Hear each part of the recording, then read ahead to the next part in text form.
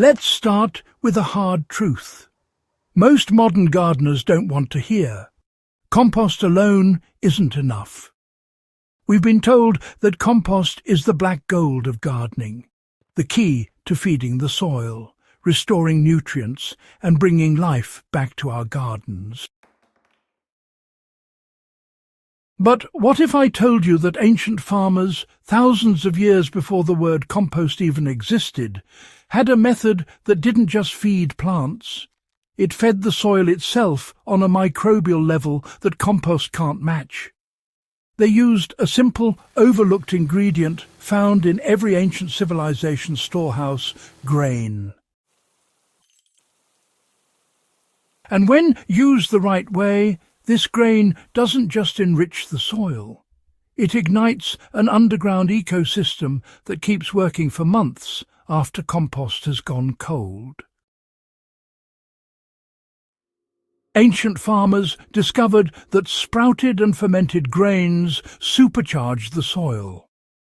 Long before modern soil science, early agrarians noticed that wherever grain stores spilled or got wet, plants grew with unusual vigor. In Sumeria, China, and pre-Roman Europe, farmers began intentionally, feeding their fields with what they called grain brews, fermented mixtures made from barley, millet, or wheat, soaked until they sprouted and began to break down. The effect wasn't mystical, it was microbial. Those partially sprouted grains acted as food for beneficial fungi and bacteria, setting off a biological chain reaction that, restructured the soil from the ground up. Sprouting converts grains into enzyme-rich biostimulants. During germination, enzymes break starch into simpler sugars and release amino acids, creating the perfect buffet for soil organisms. Once buried or poured onto the ground, these compounds fuel microbial colonies that compost alone just can't sustain. Compost is, carbon-heavy. It provides structure and nutrients, but it doesn't have the enzymatic energy that sparks microbial multiplication. The ancients, intuitively understood that feeding microbes directly led to stronger crops, and grain fermentations became part of seasonal soil preparation. A Sumerian tablet from 2000 BCE describes malt water being poured over fields before sowing barley, claiming it awakens the land. Today we know why. That mix of enzymes, lactic acid bacteria, and mild alcohol acted like a soil probiotic, jump-starting decomposition, softening clay, and activating nutrient exchange between roots and microorganisms. Modern compost often favours bacteria, but the true builders of soil health are fungi, especially mycorrhizae. These microscopic threads form the underground networks that deliver nutrients to roots, hold moisture, and build crumb structure. Ancient farmers who used sprouted or fermented grain teas were unknowingly feeding these fungal colonies exactly what they needed to expand simple sugars and soluble amino acids. When a handful of sprouted barley or wheat is mixed into moist soil, the first organisms to respond are the saprophytic fungi, the decomposers that break organic matter into humus. Within days, white fungal filaments begin to web through the top layers of soil. These fungi produce glomalin, a sticky protein that binds soil particles together, improving texture and water retention. This is something compost on its own rarely achieves because it lacks the active sugars and amino acids needed to feed fungi aggressively. If you want to apply this today, the process is surprisingly simple.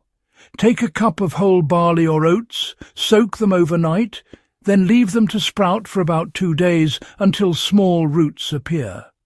Blend them in water, about 1 cup of grains per gallon, and strain out the solids. The liquid you're left with is rich in enzymes and natural plant growth hormones like gibberellins.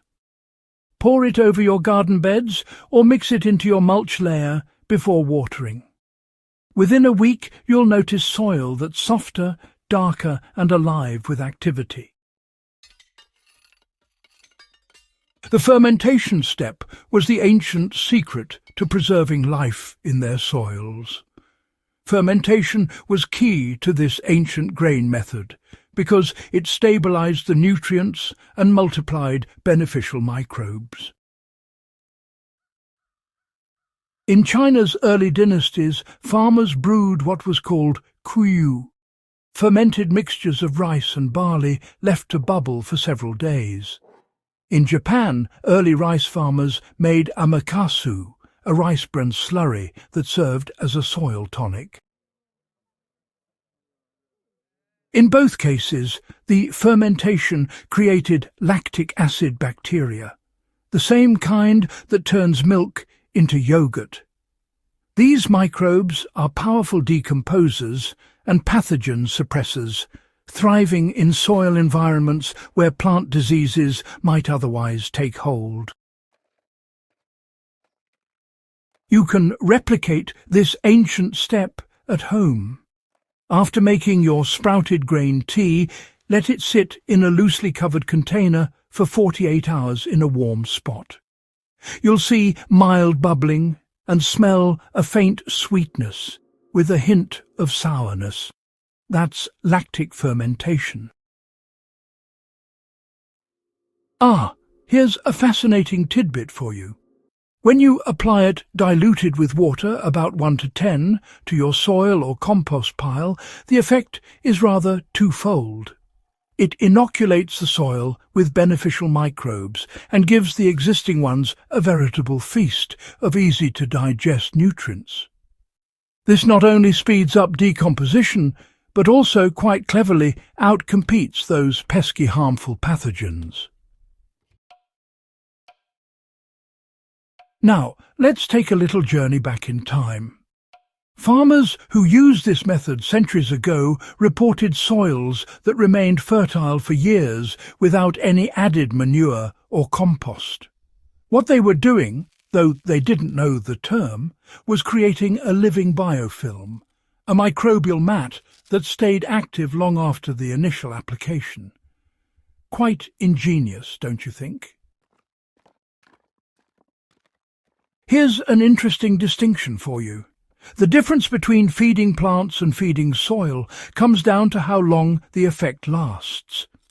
You see, compost releases nutrients gradually, but once decomposed, the process comes to a halt. However, the ancient grain method creates a cycle that renews itself. Microbes feed on the sugars, multiply, excrete organic acids, and attract nematodes and protozoa that graze on them. It's a marvellous little ecosystem, isn't it? Over a few seasons, the soil changes completely. Heavy clay becomes crumbly, sandy patches retain moisture, and nutrient uptake improves without constant amendments. That's why, ancient terrace farms in Asia and the Middle East stayed productive for centuries.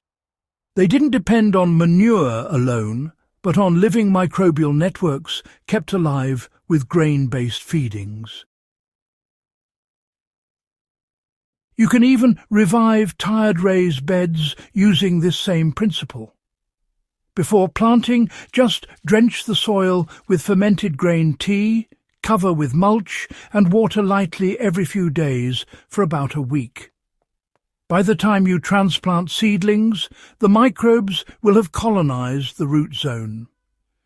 This method, honestly, can restore life to soil that's been over-fertilized or compacted by chemical salts. The lesson is that real fertility starts with feeding life, not adding nutrients. Ancient farmers didn't measure NPK or balance pH. They watched how the earth responded to living inputs. Their success came from feeding the soil food web, not force-feeding the plants. Compost is valuable, yes, but it's incomplete. It provides bulk and carbon, but lacks the enzyme and microbial energy that grains deliver. Combining both creates a system that's nearly self-sustaining, mimicking the natural cycles that built the world's most fertile soils long before synthetic fertilizers existed. So, if your compost pile feels sluggish or your garden's growth has plateaued, take a page from the ancients. A handful of sprouted grain can do more to spark biological life than a wheelbarrow of compost. It's low-cost, natural, and proven by thousands of years of continuous agriculture. The next time you prepare your garden for planting, skip the fancy soil amendments. Go back to the old ways. Feed your soil organisms, not just your plants. Try the ancient grain's secret for one season, and you'll see what real fertility looks like. If this kind of deep, practical history resonates with you, make sure to subscribe to Hydro Haven. Share this guide with someone serious about soil restoration and regenerative growing. The old ways aren't lost, they're just waiting for us to dig them back up.